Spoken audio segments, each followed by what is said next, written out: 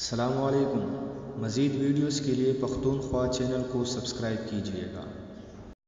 دنیا بھر کے مسلمانوں کی طرح پاکستانی مسلمانوں کو بھی عید الفطر کا بے صبری سے انتظار ہے۔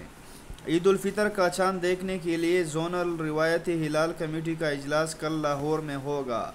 البتہ ماہرین کے مطابق بعض علاقوں میں چاند نظر آنے کے امکانات کم تو بعض علاقوں میں زیادہ ہیں۔ ادھر محکمہ موسمیات کے مطابق شوال کے چاند کی پیدائش 14 جون کو رات 12 بجے کے قریب ہوگی اور شام کے وقت اس کی عمر 19 گھنٹے 3 منٹ ہوگی۔ مطالعہ کبھی صاف اور کبھی جزوی ابر آلود رہنے کا امکان ہے، لہٰذا چاند نظر آنے کے امکانات ہیں۔